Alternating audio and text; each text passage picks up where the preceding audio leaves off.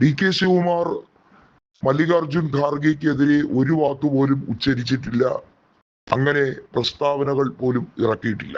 എന്നിട്ടും DKയുടെ ആരാധകർ തടിച്ചുകൂടിയ വേദിയിൽ അദ്ദേഹത്തിന് വേണ്ടി ജയ് വിളിക്കുന്നവരെ ഏറ്റവും മോശമായ രീതിയിൽ പരിഹസിക്കുന്ന മല്ലികാർജുൻ ഖാർഗെ അസ്വസ്ഥനാകുന്ന കാഴ്ച, ഇത് ഒരു രീതിയിലും നല്ലതല്ല എന്നുള്ളത് കർണാടകയിലെ പ്രധാനപ്പെട്ട കോൺഗ്രസ് നേതാക്കൾ എല്ലാം തന്നെ പറഞ്ഞിരിക്കുകയാണ്.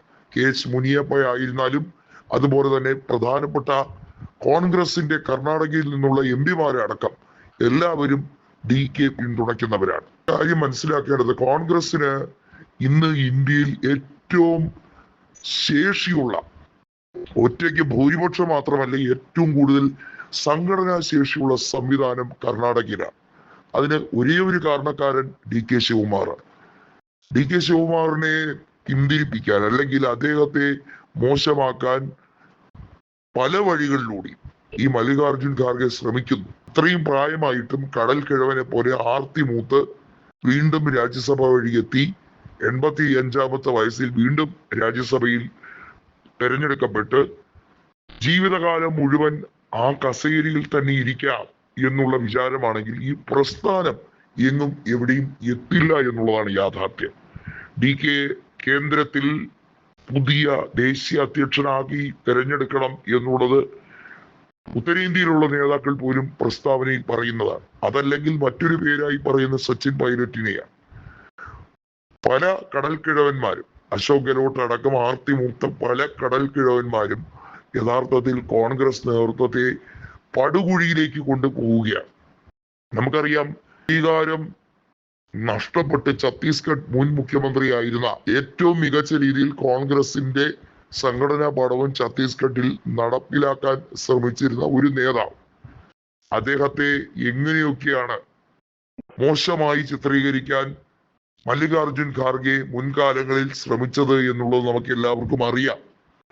പലയിടത്തും ഭരണം നഷ്ടപ്പെട്ടു പോകാൻ കാരണമാകുന്നത് ഖാർഗെ പോലുള്ളവരുടെ വലിയ തോതിലുള്ള വാശിയും വൈരാഗ്യ ബുദ്ധിയുമാണ്. ശശി തരൂറിനെതിരെ ഖാർഗെ ജയിച്ചപ്പോൾ ഖാർഗെ ശശി തരൂറിനെ മോശവൽക്കരിക്കാൻ ശ്രമിച്ചു എന്നുള്ളതൊരു സംശയമൊന്നുമില്ല. അദ്ദേഹത്തിനെ ഒപ്പം ചേർത്ത് നിർത്തും എന്നൊക്കെ പറഞ്ഞത് പുറംപോച്ച് മാത്രമാണ്. യഥാർത്ഥത്തിൽ ഇത്തരത്തിൽ ശ്രമിക്കുന്ന കളികളൊക്കെ അത് വലിയ തോതിൽ കോൺഗ്രസിനകത്ത് ഉണ്ടാക്കുന്ന ഇമ്പാക്ട് എന്ന് പറയുന്നത്, സാധാരണ ജനങ്ങളിലേക്ക് എത്തുന്ന ഇമ്പാക്ട് എന്ന് പറയുന്നത് ശോചനീയ അവസ്ഥയാണ്. ദേശീയ നേതൃത്വത്തിൽ രാഹുൽ ഗാന്ധിയുടെ ആയിക്കോട്ടെ, അല്ലെങ്കിൽ ഗാന്ധി കുടുംബത്തിന്റെ എന്ന് പറയുന്ന സോ കോൾഡ് അവരുടെ വിശ്വാസ്യത പിടിച്ചു പറ്റുന്ന നേതാക്കളായിക്കോട്ടെ, അവരെല്ലാം വെറും ഉപരിപ്ലവം നടത്തുന്ന KC വേണുഗോപാലിനെ പോലെ, AK ആന്റണിയെ പോലെ ഒക്കെ കോൺഗ്രസ് നേതൃത്വത്തിന് ശരിക്കും പറഞ്ഞാൽ അവർ ഗുണത്തെക്കാളേറെ ദോഷമാണ് ചെയ്തുകൊണ്ടിരിക്കുന്നത് എന്നുള്ളത് യാഥാർത്ഥ്യമാണ്. ജനാധിപത്യത്തിൽ ജനകീയരായിട്ടുള്ള നേതാക്കൾ കൃത്യമായി മുൻനിരയിലേക്ക് എത്തേണ്ടതായി ഉണ്ട്. അതിൽ ഏറ്റവും ജനകീയനായിട്ടുള്ള രേവന്ത് റെഡ്ഡി അടക്കം, DK ശിവകുമാർ അടക്കം അതുപോലുള്ള നേതാക്കളെ കൊണ്ടുവരാൻ കഴിഞ്ഞില്ല എങ്കിൽ ഹരിയാനയിൽ സംഭവിച്ചതുപോലെ പല സംസ്ഥാനങ്ങളിലും സംഭവിക്കുന്ന പോലെ ബേസ് റൂട്ടിൽ കോൺഗ്രസിന് അനുകൂലമായ വികാരത്തിൽ പോലും അവർക്ക് ജയിക്കാൻ കഴിയാത്ത അവസ്ഥയാകും. അതിന്റെ ഏറ്റവും ഒടുവിലത്തെ അനുരണനമാണ് ഇപ്പോൾ സംഭവിച്ചുകൊണ്ടിരിക്കുന്നത്.